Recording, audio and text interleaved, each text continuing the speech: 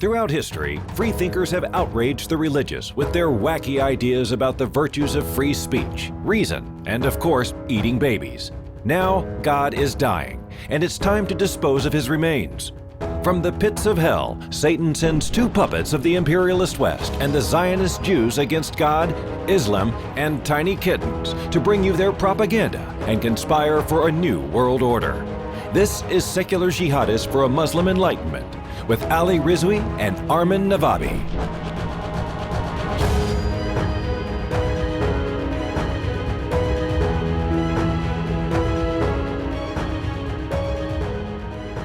Welcome everybody to another episode of Secular Jihadists for a Muslim Enlightenment. My name is Ali Rizvi. With me is Armin Navabi, who you just heard, expressing his frustration with my whole headset situation. Armin, how are you? Good. I'm good now. You're good? You're feeling better now? Okay, good. Yeah, I'm happy. I just had to get that out of my system. Now I feel a lot better. The graveyard of empires. Okay, so that's what Afghanistan is known as. It's known as the graveyard of empires. Why? Because everyone has tried to go in. Everyone has tried to take it over. All these empires. The British Empire tried to do it, failed.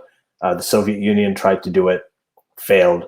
And then the United States came in and did it. And now after 20 years, which is the longest war ever in U.S. history that they've ever engaged in, the longest one, 20 years later, around between $800 billion and $2 trillion. I mean, those are the different estimates. $800 billion is the cost according to the Department of Defense, and it's even more, when you add in other things. The deaths of thousands of soldiers, thousands of American soldiers, even more, like tens of thousands of Afghanis, and the contractors they don't even keep track of, right? So there's a lot of sort of private contractors that have died there too. After all of this, the U.S. negotiated with the Taliban, and it came up with an agreement, and Joe Biden has announced that they're going to leave Afghanistan in September in a war that is unwinnable, that was always unwinnable. Everybody kind of knew it. And it ended up going from a reaction to 9/11 because Taliban had given safe haven to Osama bin Laden and all these other to Al Qaeda, who did the 9/11 attacks. And then after that, it started off as that, almost like a revenge type thing, and then it ended up in becoming this massive, messy, extended nation building project, right, through multiple administrations. So finally, the U.S. is leaving. Right, and people are torn about this. Is this a good decision? Is this a bad decision? What's going to happen afterwards? Armin, what are your thoughts on this? What's going on? My thought is that a lot of people seem to turn this into a binary black and white thing on whatever side they're on without mentioning how messy and how horrible the cost is going to be. Now the decision has been made, but before this decision was made, when the people that were on the side of U.S. leaving were making it so, it make it seem so simple about how obvious of a decision this is, and also the people that wanted the United States to stay also made it seem like it was such an obvious decision. But given that most of the people that I follow and I listen to were on the side of United States leaving, and I mean that's also a very fair and reasonable position, but not if you completely dismiss what the cost to the Afghan people, the cost associated with the United States leaving, and being so dismissive of it that you come off as such an arrogant piece of, a person that doesn't seem to care about the consequences to a lot of Afghans, United States leaving, as if anybody mentioning it is in favor, trying to portray anybody who even brings this up as people who are on the side of U.S. imperialism. Even if it's the best decision, even if this is the best decision for the United States to leave Afghanistan, okay, we still have to be able to talk about what is this going to mean for the Afghan people and the costs associated with it, without I'm trying not to swear, without these people completely throwing them under the bus. Not every mention of the bloodshed and the women rights and the freedom that our people are going to be losing, and all the people who worked with the U.S. military, and all the translators, and all the politicians, and all the activists that might be killed, or might be like tortured, or might be put to jail.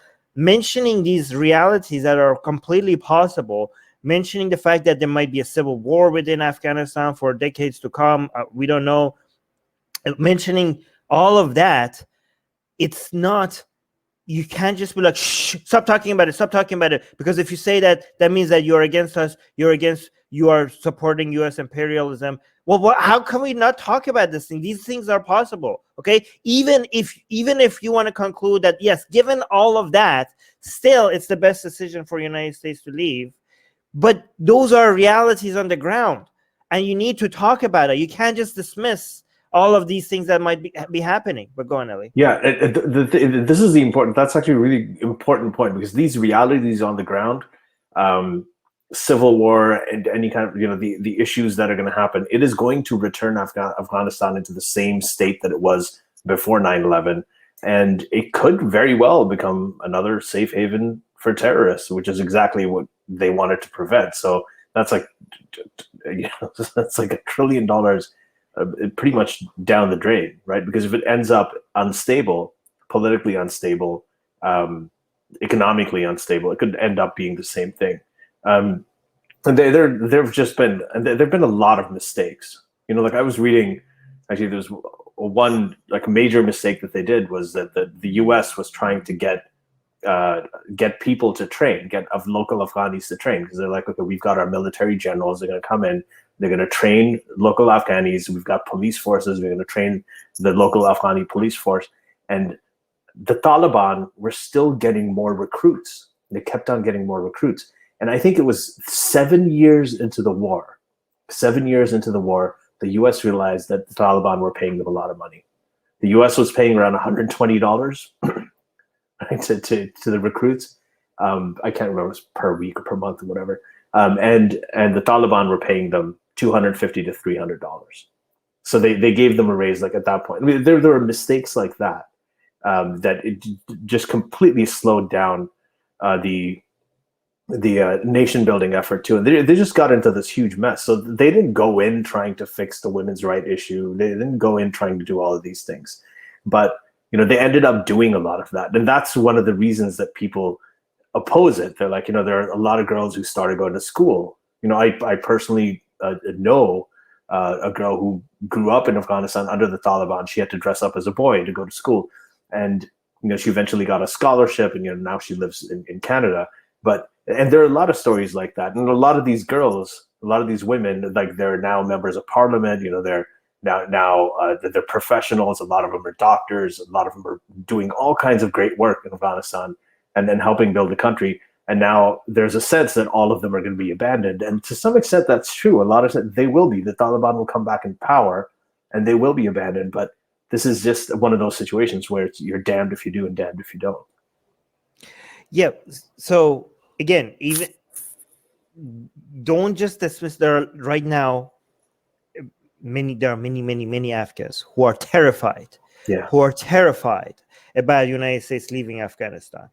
I don't know if people understand how the panic right now in Afghanistan associated with this. It was the whole process of leaving is being done so hastily and without proper planning, thanks to Trump, by the way, which I'll get back to that as well. Of course, I'm gonna make sure my Trump derangement syndrome doesn't get ignored here. I'm gonna blame a lot of this on Trump.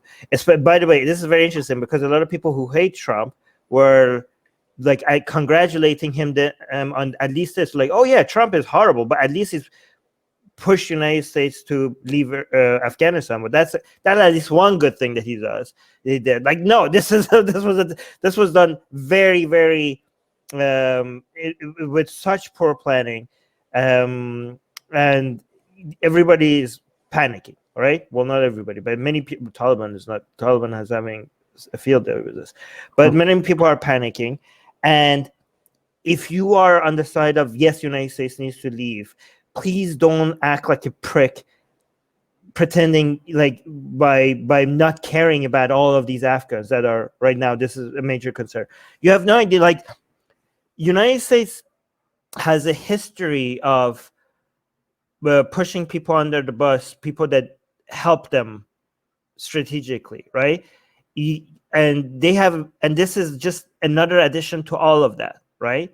Like, whether it was like with Bush Senior, with the people who rised up against Saddam, and he basically abandoned them, and Saddam came after them without any support that they thought they're going to get from Bush. Whether it was the Kurds in Iraq that were abandoned, whether like people who strategically helped the United States, and whether like now in Afghanistan, all the experts and the translators and all the people that were very strategic to United States military while they were there, they're like, bye-bye. You are like we're like no process. Like, these are people that there should have been a very fast, before you even announce that you're leaving, you need to have a plan for these people to get refugee status in the United States or somewhere else. Like, you're basically leaving people in Afghanistan, people that worked with, in the eyes of Taliban, worked with the enemy. Like, these are enemy, like these are people who betrayed their country. And there is like, it's amazing that there's no process for getting these people out. These people are panicking. There's so many of them, and they're begging for a way to. Anyways, I want to go on. Yeah, no, you're absolutely right. So here's the thing. Osama bin Laden actually said one of his biggest issues, because Osama bin Laden also trained under, like, he was on the U.S. side, fighting the Soviets in Afghanistan. Like, he's one of those guys. And he actually said that the U.S. cut and run. So just a refresher in history, like the abandoning thing, when they're saying they're abandoning, the U.S. is abandoning Pakistan, Afghanistan, that's happened before. So in the 80s, when the Afghans were fighting the Soviets, the Mujahideen, right? The Mujahideen literally means people who do jihad, except at that time, they were heroes in the U.S. Jihad was a good word in the U.S. That jihad, it was a jihad against the Soviets. So, so when that was happening, it was the same thing. Once that was over, and once that war was lost, and the Soviet Union was driven out of it, there were a lot of weapons in Afghanistan, a lot of refugees. They came into Pakistan, and Pakistan was the U.S.'s strategic partner, and Pakistan is bitter about the fact. Right, and not saying that Pakistan's got its own issues in all this stuff, but that the U.S. cut and ran, and they left them with this huge influx of refugees, this huge influx of weapons, and this huge influx of drugs, right? The opiates and the heroin, the poppy, that trade. So when all of these things happened, the cut and run idea, talking about the U.S. and how the U.S. abandons people, and then they get people to engage with them and do their work, and then they just leave them hanging, right? Mm-hmm. This was a grievance that Osama bin Laden himself leveraged, right, in order to drum up anti-American sentiment. Right? This is one of the things he said himself. This is very interesting. Lewis is saying the U.S. has been training the Afghan army for years. Why does it never work? Well, because they don't have the motivation, the ideology, the connections on the ground, the infrastructure that the Taliban, like, it's really hard. Like, it's when it comes to training and building an army, you can see that how much money and weapons and training gets you. If you want to see how much that gets you, look at the Saudis' army against the Houthis, okay? Like, you look at the Saudis' army with all the training in the world, with the most advanced military equipment money could possibly buy, against the Houthis who used to have like not even shoes, right, when they were fighting against the Saudis. And the Saudis couldn't win that. Saudis couldn't win that because the Houthis, they had the ideology, they had the connections, they had, the drive, and also the desperation to survive, right? And Saudi couldn't defeat that. So again, this is why these battles should be looked at as not just a military battle. Like, this is also an ideological battle that you also need to win, right? Yeah. Go on. No, that's exactly right. So, Lois, there's a saying that the Taliban have. The Taliban say the U.S. has the clocks, but we have the time. Right. So they have a lot of patience. They have a lot of time, and they have less to lose. Right. Whenever you have two sides and one has a lot more to lose, right, and killing Afghanis, like, the Taliban doesn't really care that much about it. I mean, that's not an issue. They're martyrs. But when U.S. soldiers are killed, it hits the U.S. a lot harder, right? The U.S. does have a lot more to lose. And anytime you have one side that has a lot more to lose, they provide you with more targets. They provide you with more vulnerabilities. And they find ways to hit at them. So that's the thing with the Afghan army. Like, to train the Afghan army, if America's going to train them, a lot of these people that they're recruiting, first of all, they have to pay them better. Like I said, for the first 7 years, the Taliban were paying their recruits more than twice what the U.S. was paying their recruits. So that's one reason it wasn't working. The second thing is, train them. A lot of these people, you have to first teach them how to read and write. Like, the literacy rate is very low there. I mean, this place has been war torn. It's been a battlefield for decades, right? A lot of people, they don't know how to read or write. So you have to train these people. First, you have to educate them. I don't know if you could throw money at this by training money. Like, you can't. No. Yeah, I mean, but training, like, I don't know if ideological battle could be done with United States training the military. Like, that's not. That's just pissing in the wind. Susanna is mentioning, what could a refugee crisis from Afghanistan look like? Many analysts are discussing mass exodus. I don't know exactly what this is going to look like, but I could tell you this is one reason why the Islamic Republic of Iran is now, which used to be a mortal enemy of Taliban, is now supporting the Taliban against the Americans, right? Because they want to make sure that they're supporting the winning side and they have control over what's happening between Afghanistan and Iran's borders. By the way, for people, maybe we forgot to mention this to people, or maybe I just assume that everybody knows that. People are following the fact that Taliban is just, like, in the last 2 months, just taking more land from the current official government of Afghanistan today than the past decade, right? Like, the people are seeing how they're just rolling over and taking one area after one area. And this is what people don't understand. Like, people keep focusing on the negotiation with Taliban. But if you look at it from the perspective of Taliban, they're seeing that they don't need to negotiate. They have the upper hand, right? They're like, they have these talks in Doha, and they're like acting like they're negotiating with the current government, but they don't need to give anything from their side when they can take it, right? But the major thing that we have to see right now when it comes to the power dynamics between Taliban and the current Afghan government is that the Taliban in the past 2 months has been very, very effective at taking a lot of land.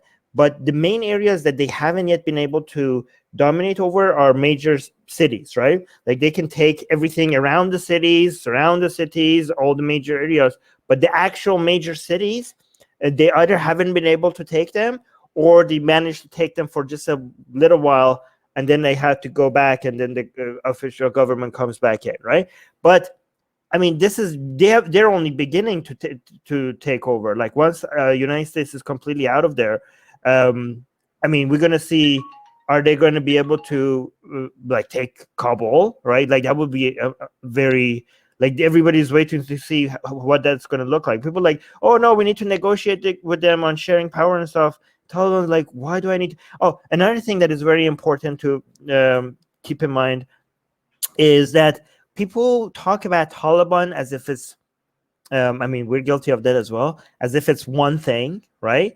But Taliban is a lot more, there's a lot more variance in what Taliban really means, right? Like the Taliban that is right now fighting in Afghanistan and taking ground like every goddamn day is different from the Taliban that is negotiating in Doha, and it's different from the Taliban that right now, as we speak, by the way, is negotiating with Zarif in Tehran, and is different from the Taliban that is in Pakistan. They're all connected and they're all on the same side, but they do have different interests, right? Like sometimes it seems like the Taliban right now that is doing the fighting in Afghanistan is very motivated to not let the Taliban that is in Doha get the upper hand. Like there is some internal competition here as well, and this is why the internal competition between Taliban versus Taliban is going to make a prediction of what's going to happen very complicated,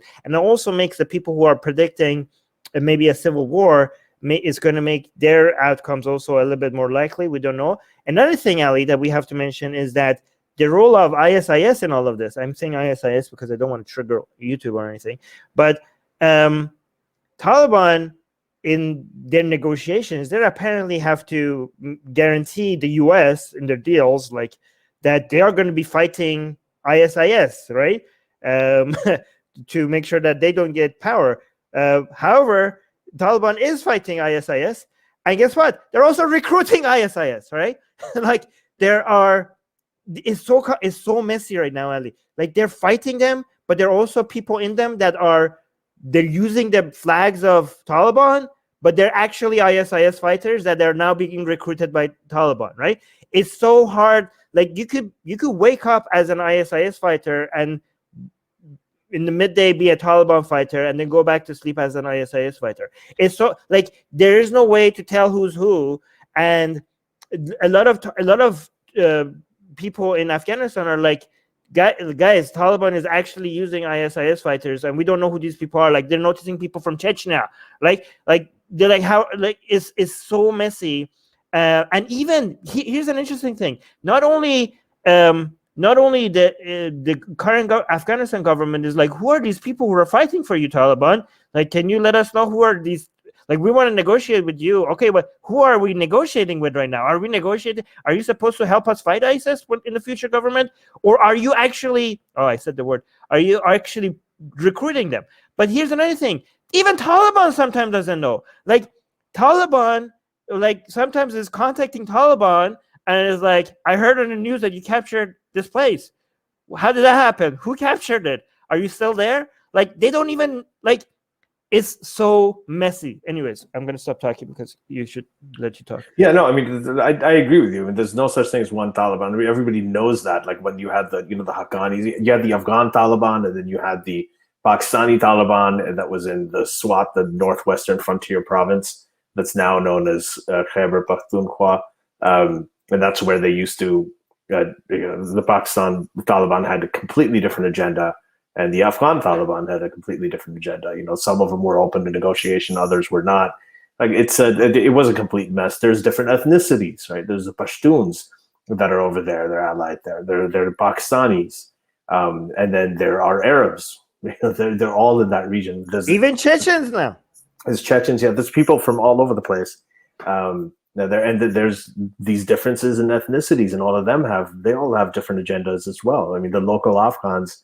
Who are there, the Pashtuns, and they also have regional interests that some of the other factions don't really care about. You know, they're not very interested in what's going on locally in Afghanistan, like with Afghani politics. So it is a very messy thing. So even when you say negotiating with them, they know this. I mean, Joe Biden, he does know it, that it's not gonna. I don't know how much it's gonna stick. Like this deal.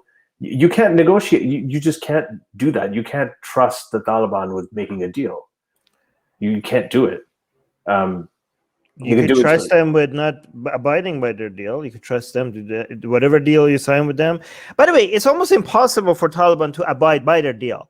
But because what you might sign a deal with like the Taliban in Doha and the Taliban that is on the ground in Afghanistan will like.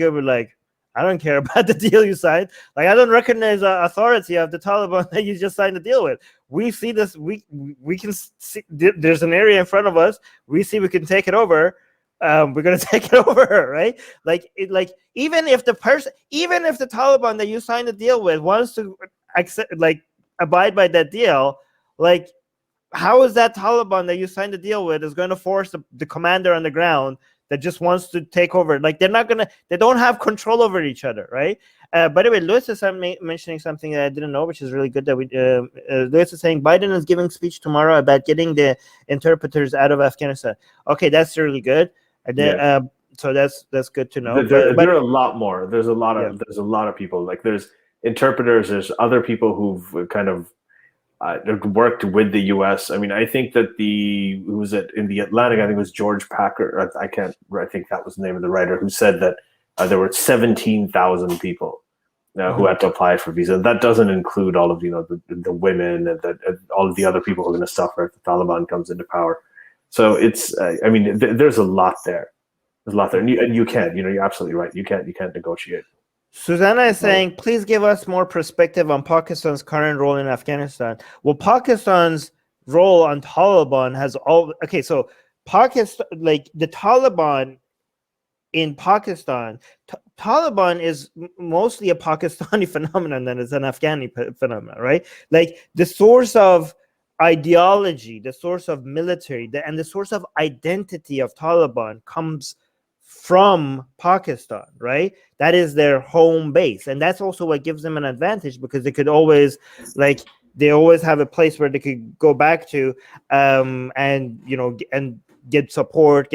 It's really hard for Afghan's government to fight against this internal force when it's not internal, it's coming from somewhere else, where they don't have, Afghan's government can't send military to Pakistan to deal with this thing, right? Like, they can't be like, okay guys, this mess is coming from your ground, like, we're gonna come clean this mess up. Like, they could just, the only thing they could do is just keep begging Pakistan's government, like, guys, look what this garbage, this toxic garbage is like destroying our country. Can you do something about it? And of course, Pakistan is not going to do something about it.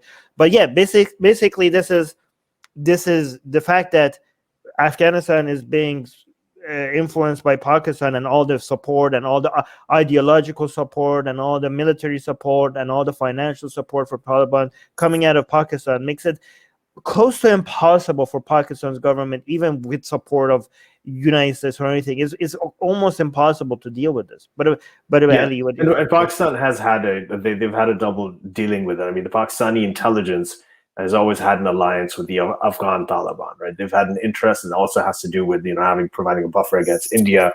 So there has been a strategic interest, and they've been allied. They've been working under the scenes.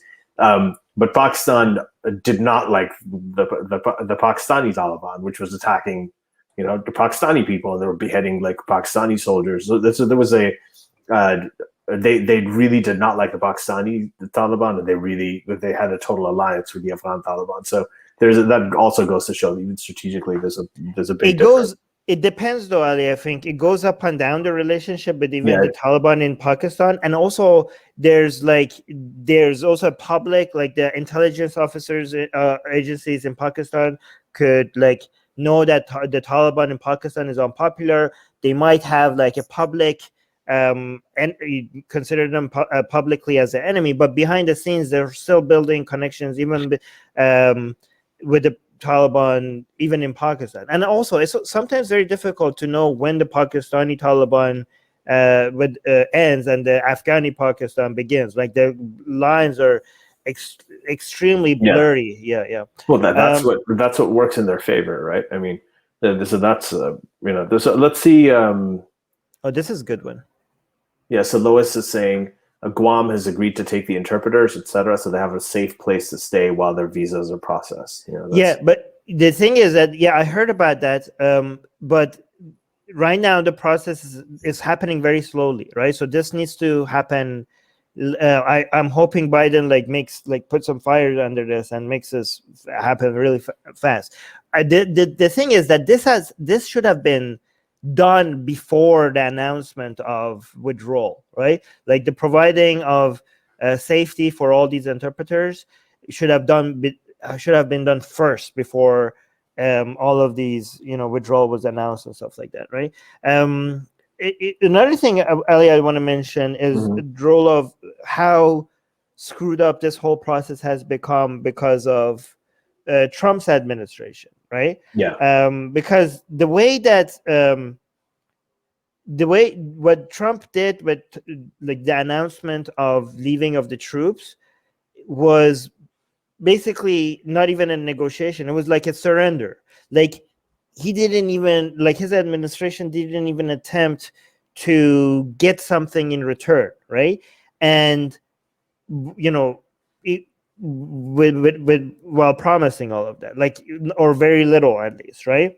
And for Biden, when he comes in, it's, how when, like, for example, when Obama had the deal with Iran and Trump came and threw that out, and basically that would make United States dealing with the United States make it seem like you can't deal with the United States because you deal with one president and then the next president comes and destroys it. Like that was, but Biden doesn't do it, but can't do that. Like Biden wants to make sure that when you make a deal with the United States, you make a deal with the United States, right?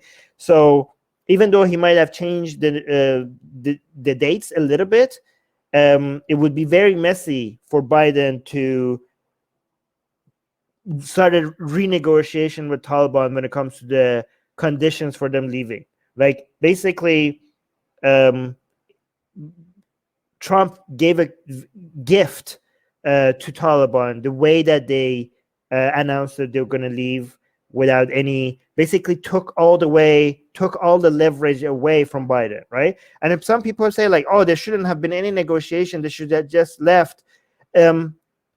Asking for something more in return would not stop you from leaving. Like there could have been a lot more, this could have been done a lot more strategically, right? But it wasn't. And basically Trump threw away all the leverage that Biden could have had, and Biden doesn't really have the option to come out and renegotiate everything from scratch because the deal with the United States had been made, right? Yeah. So and the thing is, so Joe Biden also wanted to withdraw. I mean, he wanted the same thing, but it's like, as Armin is saying, it's about whenever you do these things, you have to make sure that you're getting something in return. You have to have that leverage, right? And that's where Trump was kind of notorious with any kind of deals he made, like with the Israelis, with like he would just give away all the leverage, give away things without anything in return. So that's kind of what he did with the Taliban as well.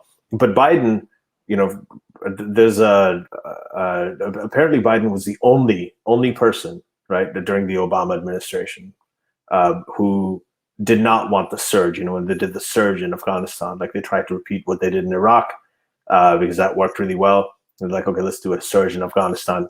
Didn't work as well. So Biden was actually against it, and he had told Obama that this is going to lead to a forever war. Right? You have to he told him not to listen to the generals because all the generals were telling him, do the surge. And he was the only person who was telling him not to listen to the generals. Okay. And then what happens now, right, is that, and I'll read a quote from this. I mean, this is from an article by Maureen Dowd. So this is a quote from Joe Biden. He said, the main argument for staying longer is what each of my three predecessors have grappled with. No one wants to say that we should be in Afghanistan forever, but they insist now is not the right moment to leave. So when will it be the right moment to leave? 1 more year, 2 more years, 10 more years, 10, 20, $30 billion more above the trillion we've already spent? Not now is how we got here. Right. Yeah. So, and I mean, that's the way he thinks. Yeah, so this is obviously a damned if you do, damned if you don't situation. There's going to be a lot of costs associated with United States leaving. There's also going to be a lot of costs associated with United States either staying or leaving, right? But just don't ignore whatever side you're on. Just don't ignore the cost from that other side, and try to find ways to reduce it, right? Try to find the right way to reduce it. Don't be this inhumane person that feels like, oh, we have to leave because screw the Afghan people and their concerns. I hope people understand the vast majority of Afghans don't like the Taliban. Like this is going to be a hostage situation, and it could be either a hostage situation or it's going to be civil war. We don't know. Like this, like we are talking about the population of people that have enjoyed the progress that they have made. Like, people think like this has been a disaster. Well, yes, it has been a disaster for the United States and the U.S. taxpayer, up to $1 trillion and more. But there are many Afghans who enjoy the fact that they're not under the Taliban anymore. Their liberties that they enjoy right now, the fact that they get access to education. They are, maybe not the urban areas, but city centers have become centers for, liberals in Afghanistan and secularists really like this new lifestyle that they're now enjoying compared to what it was like under Taliban. And they don't want to go back. They think like now they're going to go back 20 years, right? And they're like, this is horrible. They don't want this. They don't. And so what's going to happen is, now if Taliban manages to take over completely, these are people who are going to be people who want a more liberal, more secular, more free, more pro-woman rights government. They're going to be hostages of this Taliban takeover. And if Taliban doesn't manage to take over, because it's really hard to take over a population of a country that doesn't like you, then we're going to have to deal with civil war. Like, I don't know which one of these is going to happen, but this is not ideal, right? This is not good.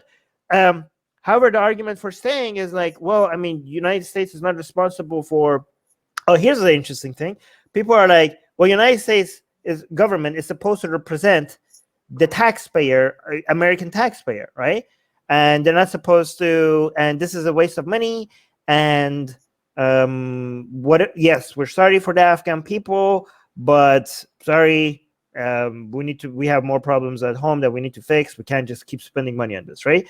Another perspective is like, yeah, but you guys broke this. You need to, it's your problem. You have to fix it. You have to keep it intact, and that's another argument. But it's completely understandable to make the argument that American government should not, like, as an American taxpayer and voter, it's completely justifiable for you to make the argument that, look, I'm sorry for other countries, but my government needs to focus on the problems of my country. Okay, that's completely justifiable. Just don't do that while ignoring how horrible this situation is going to, and don't if you maybe try to care, right? You could make that argument and care at the same time, because if you don't care for the Afghans and what's going to happen to them, then you're a horrible human being. Anyways, go on. Yeah, so I think that the people who are very binary about this and say, oh no, we have to leave no matter what. It's like, forget about it. Like, what Armin's talking about, like, they're not even considering the consequences of what could happen. Is they have very short memories, or maybe they're not old enough to remember what happened in the 80s, because this is exactly what happened. And here's a problem. And this brings up actually a bunch of interesting things. So the problem is that Osama bin Laden, when he first announced declared his war on the U.S., right? And I think it was in '96 when he first put out that fight that we're going to declare the war on the U.S. He talked specifically, because he was in the center of this. He was fighting the Soviets from Afghanistan. He was on the U.S. side. He talked specifically about how the U.S. cuts and runs and abandons its people, its strategic partners, and leaves them to fend for themselves. He used that. He said that in his very, very first announcement about what Al-Qaeda planned to do. And so now the U.S. goes in after 9/11. And 9/11, I know people say it's super, super taboo to say that, okay, the U.S. is to blame. And I'm not saying that the U.S. is to blame for 9/11, but this was a concept. This was a reaction, like the bin Laden Al-Qaeda. This is one of the things that they were going against. So when he said all of this stuff, this is something that they had to prove him wrong. And this is what's interesting about this war in Afghanistan, is that what did they go in to do? Right? It's one thing to, when you have a war, what's your national interest? Did you go in, 9/11 happened and you wanted to get back, the Taliban gave safe haven to Al-Qaeda.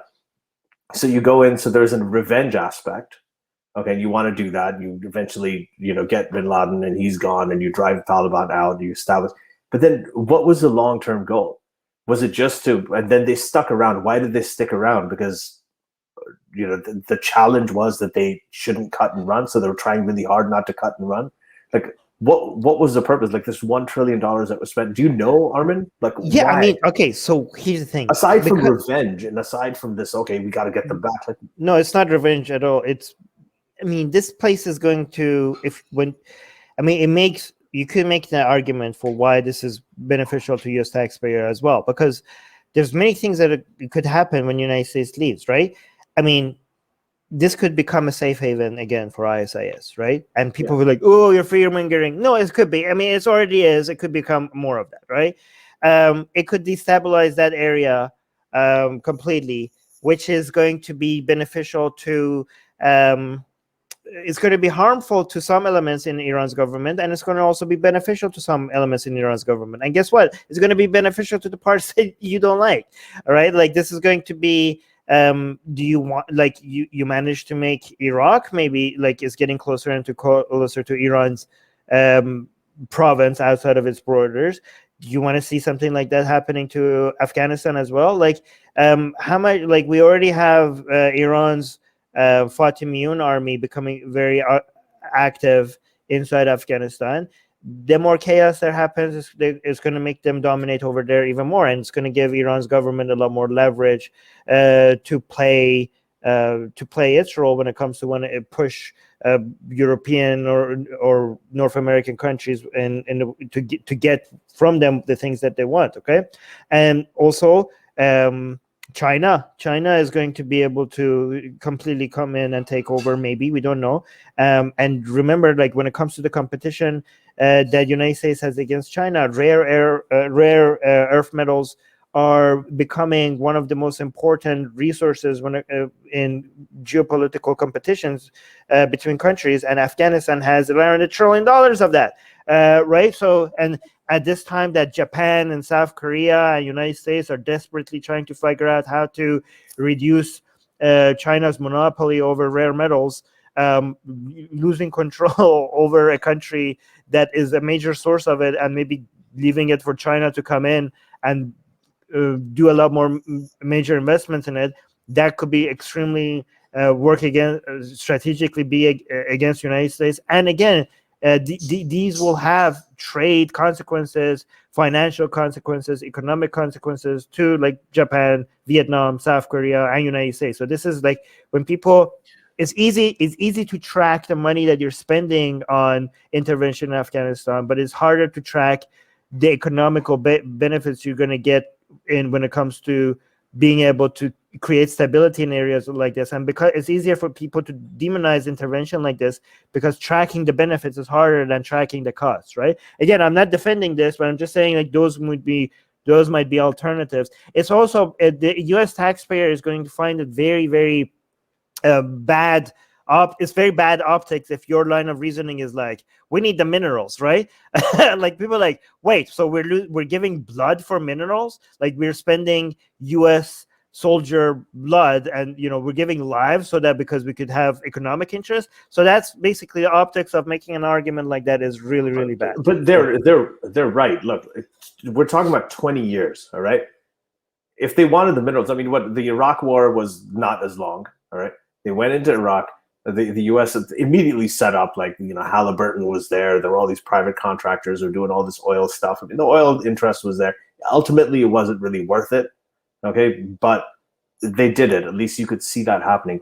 After 20 years, when are they going to start on this mineral thing? I mean, that's what I'm saying. Like, they fought the Taliban. Then after that, they started getting into, okay, well, let's work with the women over here. Okay, let's start training the police force. Let's start educating the local Afghans so we can get them into the military, and we can, let's help set up this political system, this parliamentary government, this democracy. Let's, organize the elections and oversee them and make sure that everything's done well. Let's, put our puppet Hamid Karzai in there. Like, they were doing all of these things. It was all nation building stuff. They weren't doing the other things that you're talking about, like the strategic interests the other economic interests that everybody theorized.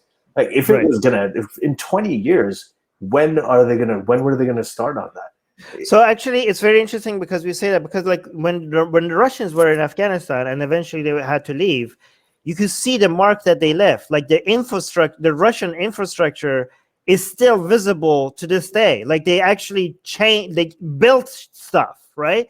But now that the Americans are leaving, they left nothing behind. Like there is no like they're leaving no mark other than the only thing that they have to show for is military bases, right?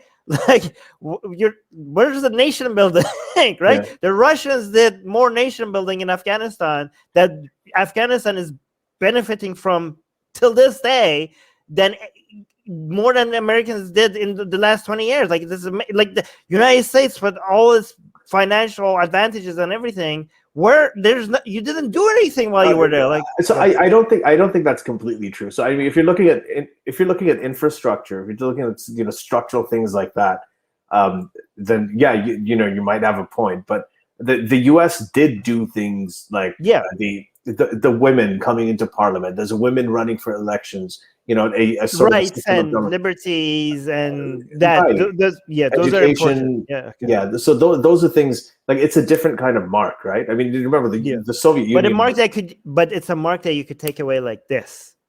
Do you know what I mean? Yeah. With the comeback of Taliban. But Ali, the thing is that one thing that I want to touch on, which annoys the hell out of me when I see people do, is this black and white thinking when it comes to intervention, right? Like people are like, this intervention cost us. It was bad intervention. Therefore, all intervention is bad intervention. You know what I mean? Like, oh, look, we intervened here bad and it cost us. We intervened over here and it was a bad idea. Just don't intervene. Just stop intervening because it's costing us. Like, are these the same people who were like, what would you like tell the United States to not intervene in World War II? Like, would that be also your advice there? Right? Like there are a lot of interventions right now happening by the United States that if they stop, it will cost Americans and the whole world a lot. Like, do you want the United States not to intervene right now, for example, in waters around Philippines and China and Taiwan and Vietnam and stuff? Because guess what? If the United States doesn't intervene there, first of all, China, Japan, and Philippines, and Vietnam, and South Korea, they're going to panic because they want the United States to intervene there. And guess what? Who else should want the United States to intervene there? It's the United States, because if China manages to dominate that trade route, that's going to cost the American citizen a lot. Okay, so don't just be like, oh, this intervention was bad, so I'm full on every intervention by the United States outside of its borders is always completely wrong in any No, you're an idiot because you just saw one intervention that you didn't like and two interventions you didn't like, or 10 interventions you didn't like, and now you're coming up with a generalization. Well, I mean, the whole idea, and these are the same people who will be like, oh yeah, I don't know, Holocaust, never forget. This is like we shouldn't. The world sat by idly and didn't do anything, and then we're like, okay, so what do you think the world doing something looks like, right? People are like, oh no, the problem is the world should do something, but it has to be in collaboration with other countries. Like the problem with the United States is that they're just doing it by themselves. Not in Afghanistan. In Afghanistan, it's being done with all these European countries and NATO, and with the desire of Afghans for Americans to be there. Like, so you can't be on the side of never forget, and the world are like, oh my God, the world should be ashamed because they stood idly by and do nothing, and at the same time be a non-interventionist, because these two things don't go with each other. Like they're a contradiction. But go on. Yeah, no, so I'll remember like one really interesting example of this is that I saw this. I had some super far leftist friends, right, who were against all U.S. intervention. I mean, they were a part of the whole thing that the U.S. is the worst empire ever in the history of the world, and the U.S. is the greatest terrorist in the world. All of this stuff. That's the kind of thing they had, and against all of the interventions. Like, why did the U.S. intervene here? Why did they intervene here, there, everything? And then when Libya happened, when the Arab Spring was in full swing, and then you had the uprising against Gaddafi with the locals, and they were being cracked down upon, right? At that point, remember, the U.S. kind of took a bit of a back seat, let France lead the way, let the other countries lead the way, and then they intervened in that way, and they intervened in a very, very strategic kind of way. This is when Obama was president, and before that intervention, these leftist friends were just talking about how slavery is back in Libya, torture is back, there's all this terrible stuff happening, and why isn't the U.S. doing anything about it? They were all actually arguing for intervention. Right. in Libya. And it was Yeah. that's the thing. Like they'll eventually turn, because then when they actually see the consequences of certain situations where, like, what's happening in Libya is absolutely, absolutely horrific. Like the way Gaddafi was cracking down on these people, the Arab Spring protesters. They saw that, and it completely freaked them out. And at that point, they were asking for intervention. There were people in Libya writing to people here, online, just talking to, like, when is the U.S. coming? We need somebody to support us. We're gonna get killed. Our kids are gonna get killed. So yeah, it goes back and forth. I mean, it's not one size fits all, this intervention stuff. Yeah, the best solution to the best response to bad intervention is smart intervention, right? Not no intervention. Let's read some music. He has some interesting comments. Yeah, he's got some. So Music Guy 20 saying, yes, the younger generation came from Pakistan and moved back to Afghan and became the Taliban when they grew up. But everything they'd learned came from their stay at Pakistan during the war with Russia. Yeah, this is true. So this is around the time that all of the madrasas were opening up in Pakistan. So the Taliban was actually, people get this mixed up. A lot of people say that U.S. created the Taliban. It was actually Pakistan and the ISI, the Pakistan's intelligence, that created the Taliban in that sense.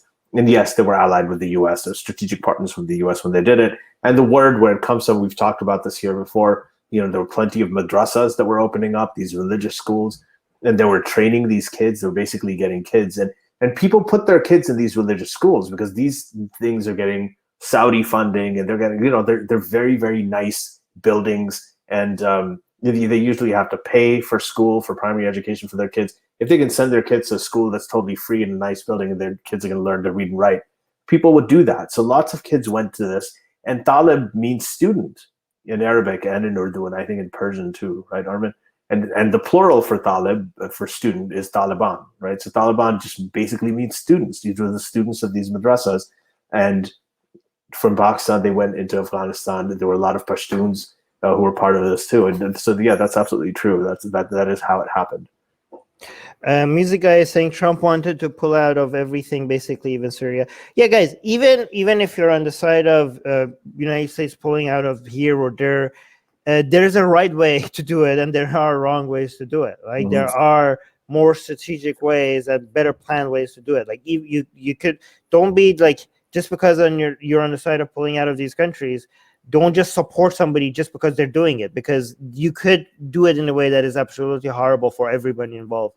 And another thing, Ali, I want to touch on before we leave is I'm very interested to see Iran's role in all of this, because as I mentioned to you right now, the Taliban, some officials right now are in Tehran talking to Javad Zarif, Iran's foreign minister, which is very interesting because I'm listening to Afghan officials and the way they're describing it, and the people, a lot of Afghans' current government hates the fact that Iran is talking to Taliban, because it's giving, or anybody who's talking to, like, they hate the fact that United States talks to Taliban. They hate the fact that Iran is talking to Taliban because it's giving them legitimacy and authority, right? And they think like the fact that Iran's foreign minister is sitting with the Taliban and negotiating with them is a major betrayal of the current Afghan government.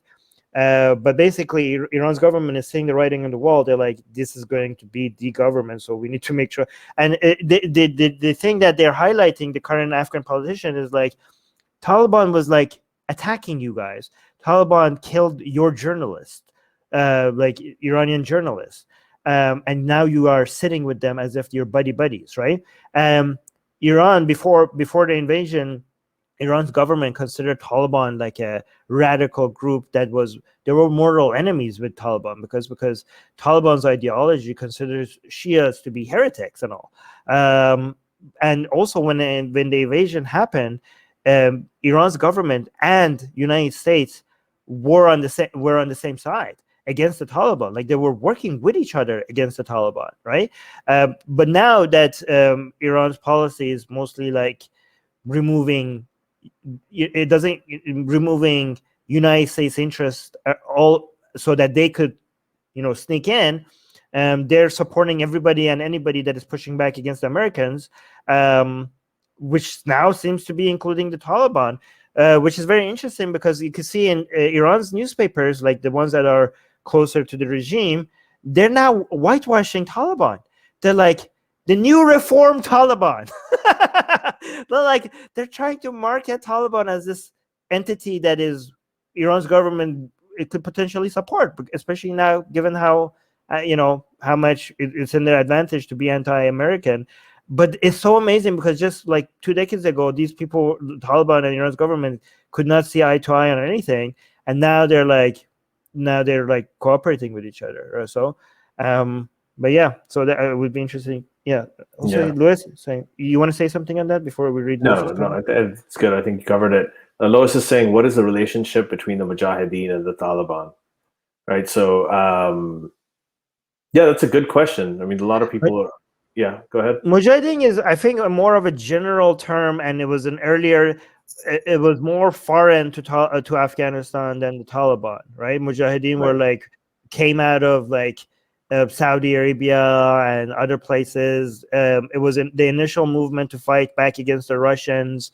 It was a group of people that worked with the Afghans. It was basically the Osama bin Laden of the world moving to Afghanistan as a way to save Muslim land from these atheists that are that are basically there, and they consider that such a horrible thing that they wanted to unite the Muslim world in saving this Muslim land from these heretics, right? But Taliban is more of an internal, when I say internal, I know there's pockets and just that area, people from that area, people more local. That's my interpretation. Yeah, right? So that all of that's true, but there's a little bit more. So the Mujahideen was sort of a traditional, this group was working with the U.S., was much more organized, fighting against the Soviets, as Armin said. Funded by the Saudis, yeah. Funded by the Saudis and the United States. I mean, the United States was fighting this war against the Soviets, and that was the thing. These godless peace Soviets, we have to unite against them. The U.S. was in the middle of this huge religious fervor at the time too. So it was a big thing. That was the Mujahideen, and the Mujahideen broke up into different factions, right? I mean, eventually it got big, and especially after the U.S. left and cut and ran, and there were issues with it. So if you remember, if you recall, around the time of 9/11, a few days before 9/11, they went and they killed the leader of the Northern Alliance, right? So the Northern Alliance were also part of the Mujahideen who opposed the Taliban. When the Taliban brought in Al-Qaeda, the Northern Alliance was against that. So the Northern Alliance also provided a little bit. They were allies with the U.S. Some of these people, there's a minority that were kind of weak when the U.S. came in to Afghanistan to fight the Taliban. So yeah, there were different factions, and the Taliban was one of these factions, and they weren't fond of a lot of what the Mujahideen did. The Mujahideen had also a traditional kind of jihad where they were just working; they were much more organized. The Taliban had sort of a broader; it was a little bit more disorganized and more sort of, what do you call it, grassroots and decentralized in a way at the time when it started. I don't know if people can appreciate how big of a shock it was to these radical groups, to these Mujahideens and all these other associated groups when they. Ali, be careful! Your microphone is hitting your beard out. How big of a shock it was when they had managed to unite the Muslim world these radical groups to go to Afghanistan with the message that we have heretics on Muslim land and we cannot accept, this is a tragedy, this is horrible, Muslim land has been invaded by these heretics, and if there's anything that should unite us to do jihad is this. So we need to go there. We should all come here. We should all unite from all the Muslims from everywhere, any Muslim fighter from anywhere in the world. Come join us in Afghanistan so we could drive these heretics out, right? And when they were there and they did that, then what happened is Saddam invaded Kuwait and all that, and Saudi Arabia was like, this is horrible, and we need to fight back against Saddam. And hey, Americans, come to Saudi Arabia. Not just Americans, okay? Soldiers, American military, to not go on just Muslim land, the Muslim land, the most sacred Islamic land of all, opening it to a country, to a military that is supporter of Zionists. Infidels, yeah. Not just any Muslim land, the Muslim land, not just any infidel, Zionists supporting infidels, and their military. I mean, their minds must have been blown. Like, we're here, like, we're fighting over Afghanistan, which is like such a, like, we told everybody that this is such a horrible thing that there's heretics here. And back at home, where we came from, they're opening the door to Americans. Like, they were so, this is when Wahhabis turned so, like, these Wahhabi movements became so anti a House of Saud. That was actually the main reason that Al-Qaeda was formed. Okay, so Al-Qaeda, like, for reference, I mean, I think a lot of people know this. In Mecca, for instance, in Mecca, the holiest city for all Muslims, non-Muslims are not allowed. There are signs, like, non-Muslims have to turn away well ahead of time. They're not allowed in Mecca, because Mecca is supposed to be land only for Muslims. It's pure. Bin Laden, right, and Al-Qaeda, they felt that way about all of Saudi Arabia. They felt that way about the whole thing. They thought that all of it should be treated as Mecca. There should be no, and especially when you had the infidel army coming in, right, to fight, then that became a really, really big issue. So that's. Do they still have those street signs, like when you go on the highway and you get close to Mecca? Yeah. Okay, so let me tell you this. If you're driving in Saudi Arabia and you're on the highway and you're getting close to Mecca, the street signs will tell you that if non-Muslims need to take this route, because this route that you're taking, like, you need to take an exit here if you're not a Muslim, because non-Muslims are not allowed in Mecca, and this is getting too close to Mecca. So you need to make sure you take the exit if you're a non-Muslim. That's it is. Yeah, it's like that. But anyway, we're on time right now. We're at time. Yeah. Okay. And, thank you for everybody for listening to this. I think this was fast. This is a really fascinating topic, and we're going to see what happens. I mean, the withdrawal is supposed to happen in September. Now, if you like what you hear today, I mean, please do consider going to patreon.com/SJME, where you can become a patron for less than $1 a month, and you can get for as little as $1 a month. Sorry, and you'll get 5 to 6 episodes every month, and you can engage. You can ask your questions in advance, and we will get to your questions first if you do ask them in advance on our Patreon page.